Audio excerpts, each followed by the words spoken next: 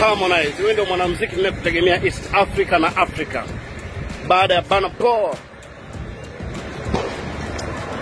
Wewe ndio umemfikisha Abigail Abijams hapo alipo. Wewe ndio ulifanya yule msichana akaenda Amerika kwa ajili ya tuzo za kimataifa, tuzo ambazo kina Chukiranga walikuwa kizitaka, kina Nandi wakizitaka, lakini wao wameshindwa kufikia hapo. Wewe ndio umemfikisha Abijams hapo mpaka akaenda Amerika kwa ajili ya tuzo za kimataifa. Kwa wewe ndiye msanii bora, wewe ndio msanii bora. Na maana kama wewe ungekuwa huna uwezo mkubwa, basi Abijams asingeenda Amerika kwa tuzo kama hizo, hata kama hakupata, lakini amejaribu.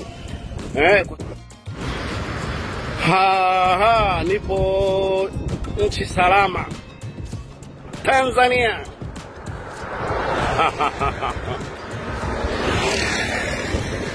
Harmonize, na kutuma, ninakuagiza kama rafiki yako.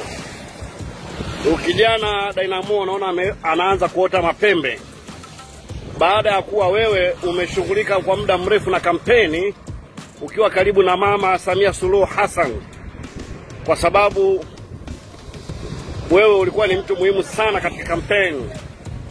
Ni mtu ambaye ulitengeneza album nzima ya mama. Kwa wewe kujikita katika kampeni, jamaa ametumia opportunity ya kuongea utumbo akiwa katika jukwaa la kusema kwamba kama kuna kiumbe yoyote anaweza kupambana mimi kimziki aje hapa. Yani Hamo, wewe utoke Dar uende Kigoma kwa sababu ya huyu jamaa? Hebu nakuomba brother, muonyeshe ili awe na adabu.